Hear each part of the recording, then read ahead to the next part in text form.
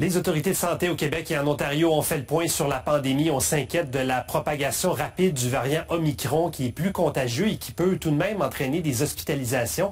Pour nous éclairer à travers tout ça, Patrick Filion, microbiologiste et professeur au Cégep de l'Outaouais. Bonsoir, M. Filion. Bonsoir, M. Nadon. On a beaucoup de questions pour vous aujourd'hui. Je ne sais pas pour vous, là, mais on a l'impression de rejouer un peu dans le même film que l'hiver dernier. À quel point la situation est sérieuse, selon vous, avec ce nouveau variant? Elle est sérieuse. C'est un variant qui comporte beaucoup de mutations dans son génome. Donc, on a raison de s'inquiéter, d'autant plus qu'on ne connaît pas encore tous les détails en lien avec ce variant-là. Donc, pour l'instant, on sait par exemple que le variant a beaucoup de mutations, qu'il pourrait entraîner une certaine diminution de l'efficacité des vaccins, qu'il est franchement plus transmissible que ses prédécesseurs, donc il va être plus facilement transmis d'une personne à l'autre. Mais pour l'instant, et c'est sous toute réserve, disons, la virulence de ce variant-là serait peut-être un petit peu moindre que ce qu'on a connu avec le variant Delta. Oui, c'est ce qu'on semble observer ailleurs dans le monde. En Grande-Bretagne, il n'y a pas beaucoup d'hospitalisations en ce moment, un seul décès lié au variant Omicron. Donc, est-ce que c'est possible qu'on se retrouve avec beaucoup de gens infectés, mais pas trop d'impact dans les hôpitaux? C'est possible. Donc, le virus étant plus facilement transmissible, il y a des chances qu'on ait une augmentation du nombre de cas. Maintenant, si on se fie à ce qui se passe en Afrique du Sud, en Grande-Bretagne, ces cas-là ne sont pas nécessairement très sévères, mais ça pourrait changer rapidement, on ne le sait pas. Et au volume de personnes qui pourraient être infectées, la situation peut changer très rapidement. Donc, si on a beaucoup plus de transmission, ça peut atteindre des gens qui sont plus vulnérables et que ça se termine en hospitalisation. Mais pour l'instant, ce qu'on semble observer, c'est qu'il y a moins d'hospitalisation, pas autant de décès, par exemple, que ce que Delta a pu causer. Donc, on doit surveiller la situation.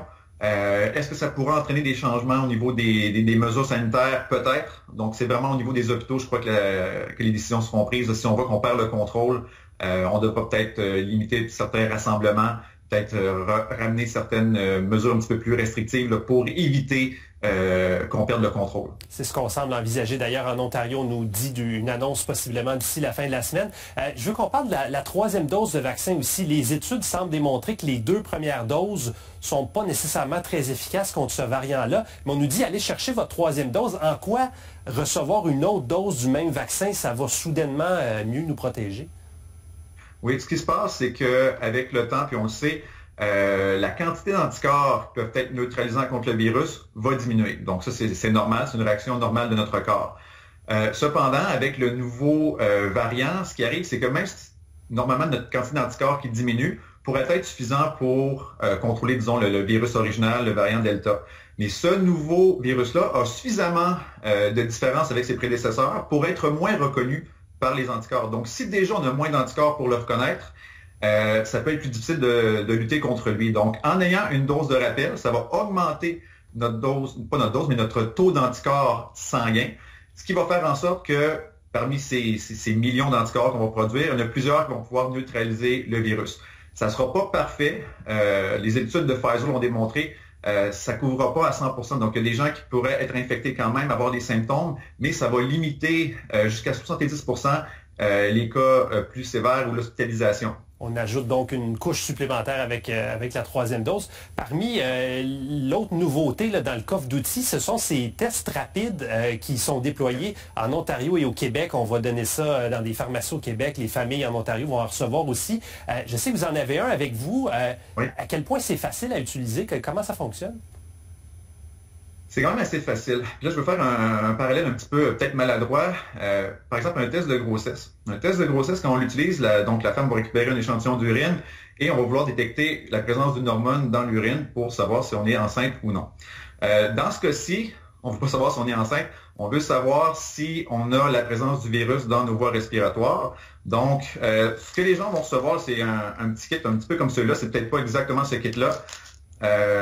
Puis, on va recevoir des réactifs. Donc, rapidement, c'est pas très compliqué. Donc, vous avez un petit tube comme celui-là. Vous allez mettre quelques gouttes de la solution tampon comme ça ici.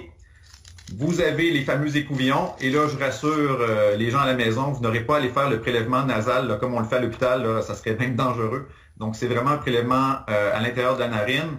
On entre notre écouvillon là-dedans, on le casse et on laisse agir une quinzaine de minutes. Puis par la suite, à l'autre extrémité du tube, il y a une espèce de petit compte-gouttes. et on va venir déposer des gouttes de notre solution dans une petite capsule comme celle-là, qui va ressembler justement un petit peu au test de grossesse. Et dans le fond, les protéines virales, si elles sont présentes, vont se déplacer dans la petite capsule et il va y avoir un précipité de couleur qui va apparaître. Donc, s'il y a seulement une bande qui apparaît, c'est négatif. Mais si 2 bandes apparaissent, c'est que la protéine virale était présente et dans le fond, vous avez un test positif. Si c'est le cas, vous devrez aller dans votre centre de prélèvement confirmer ce résultat positif-là. Mais si le résultat est négatif, normalement, c'est un bon indicateur que vous n'êtes pas porteur du virus. Et ça peut être une bonne chose avant de faire une sortie ou d'aller dans un rassemblement du temps des fêtes là, pour s'assurer que les enfants, que toute la famille est en bonne santé avant d'aller voir grand-papa, grand-maman et tout le monde de la famille. C'est ce que j'allais vous demander. L'utilité de ces tests-là, c'est qu'on peut faire ça chez soi avant un événement où il y aurait potentielle contamination, c'est ça?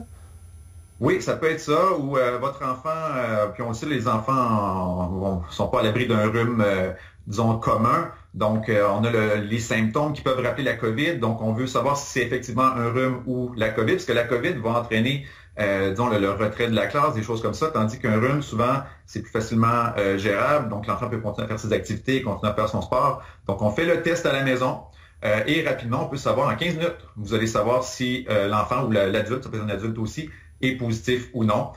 S'il est positif, donc on doit prendre les mesures là, pour, comme je l'ai dit, pour aller refaire le test, valider et, disons, sortir l'enfant de l'école, ne pas aller au travail ou quoi que ce soit. Mais si c'est négatif, peut-être que ça vous confirme que vous avez simplement un rhume et que vous pouvez vaquer à la plupart de vos occupations. Donc, c'est un test rapide, c'est peut-être pas parfait, mais ça peut limiter, par exemple, quelqu'un qui ne saurait pas qu'il est positif, de se rendre dans un environnement, je sais pas moi, au restaurant, voir sa famille et potentiellement peut-être infecter d'autres personnes. Donc, ça peut limiter la propagation. C'est un petit test rapide là, qui va être disponible pour les Québécois là, dans les pharmacies. Vraiment intéressant. Grâce à vous, on comprend mieux tout ça parce que ça change extrêmement rapidement. Patrick Filion, merci beaucoup d'avoir été là. Toujours un plaisir. Bonne soirée.